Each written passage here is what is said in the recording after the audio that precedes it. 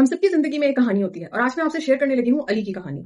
अली कौन है? मैं आप हम सबकी जिंदगियों में कहीं ना कहीं एक अली आपको जरूर नजर आएगा। तो आज आपको मैं एक छोटी सी कहानी सुनाती हूँ अली की, ताकि आप उसमें अपना किरदार ढूंढ सकें कि आप कहाँ पे हैं। तो अली एक सीधा साधा सा लड़का था, नौकरी करता था, लेकिन एक चीज थी कि जब वो नौकरी से आता तो आराम से थक के लेट जाता और उसके बाद फोन उठा के शुरू हो जाता। साथ में उसके चिप्स होते, कुछ निस्को, कुछ बिस्किट, कभी कभार पिज्जा ऑर्डर कर लेता, कभी बर्गर मंगवा लेता। इसके साथ ही यही उसकी रूटीन थी। अब शुरू में तो उसको ये रूटीन बहुत इंजॉय करने वाली लगी और उसने कहा वाह, रात का मजा आने लगा है, नेटफ्लिक्स देखूंगा और सुकून से ये चीजें इंजॉय करूंगा। लेकिन कुछ दिन के बाद यानी एक हफ्ता गुजरते ही अली को कुछ बेचैनी का एहसास हुआ और अली की नींद बार बार रात को खुलने लग गई। अली बेवजह जागने लगा। अली को समझ नहीं आती थी कि मैं क्यों जाग रहा हूँ। अगले दिन काम पे जाता तो फोकस नहीं होता था, हत्ता कि कॉफी का कप भी साथ होता था, लेकिन वो अली के फोकस को ठीक नहीं कर पाया।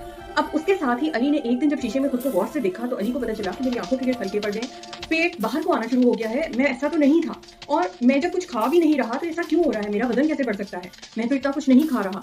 अचानक एक रात इसी तरह अली खिड़की के पास जाके खड़ा हो जाता है और फिर दोबारा से अपनी रूटीन पे गौर करता है कि आखिर ऐसी क्या चीज हुई है जिसने मेरे साथ ये कर दिया है। तो अली को याद आता है कि जिंदगी में कुछ स्टेप वो मिस कर गया है और वो एक डिसीजन लेता है जहां से उसकी जिंदगी में यू टर्न आता है।